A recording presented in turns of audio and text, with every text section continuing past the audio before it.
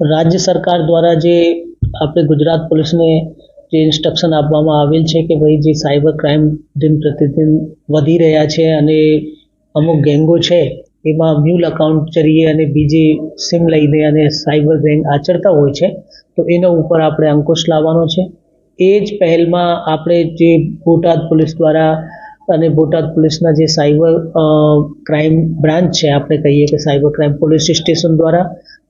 અનેક પ્રકારથી એટલે સોશિયલ મીડિયાથી લઈ બીજી તરીકાની જે આપણે ટેકનિકલ ઇન્ટેલિજન્સ અને હ્યુમન ઇન્ટેલિજન્સનો ઉપયોગ કરી આપણે એક મોટું એમાં એક ગેંગ ઝડપી પાડેલ છે.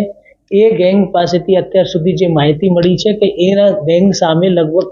5 જેટલી કમ્પ્લેન જે આપણે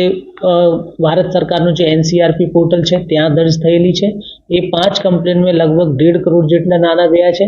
પર અમુક કમ્પ્લેન્ટ્સ એવી પણ છે કે જે પોર્ટલ ઉપર આપણે રજિસ્ટર થયેલ નથી, તો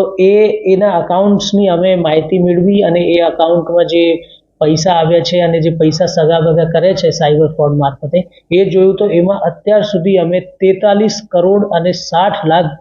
રૂપિયા જેટલા વ્યવહારો મળ્યા છે. એ બધા આ જે આરોપી છે જે આપણને ઝડપી પાડેલ છે એ આરોપી જે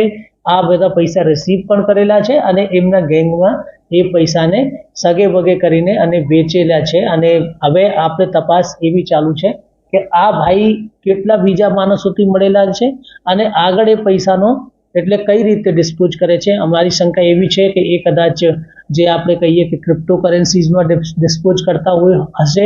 બીજી કોઈ એવી મની લોન્ડરિંગની જે અલગ અલગ પ્રકારની પ્રવૃત્તિઓ છે એમાં પણ એ પૈસાને ડિસ્પોઝ કરતા હશે. આ અત્યારે એ જે આરોપી ઝડપાયા છે એ અલી રાજા શબ્બીર અલી મગવાણી, જે અહીંયા બોટાદના ગઢના તાલુકાના રહેવાસી છે. તો એમને પાસેથી અત્યાર સુધીમાં જે ખબર પડી છે તો એમના ગેંગના બીજા 3 લોકો પણ સામે આવ્યા છે આ તપાસ દરમિયાન,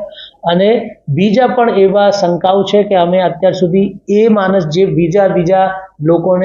લોકોના જે મ્યુલ અકાઉન્ટ ખોલાવીને અને આવા કરે છે, તો અમારી શંકા અને અમારી અત્યાર સુધી એક બે જે સ્ટેટમેન્ટ વાંચ્યા છે એના આધારે એવું લાગે છે કે આ ગેંગ બહુ મોટું એટલે પૈસાનો સાયબર ફ્રોડનો કરી રહ્યા છે અને બહુ મોટા જે રકમ છે લગભગ આમાં રકમ 100 કરોડ સુધી પહોંચી શકે છે એવી અમારી શંકા છે. તો એટલી રકમના આ લોકો સાયબર ફ્રોડ કરીને અને આ પૈસાની મની લોન્ડરિંગ કે આમ તેમ કરીને અને પૈસાને સગે વગે કરી રહ્યા છે.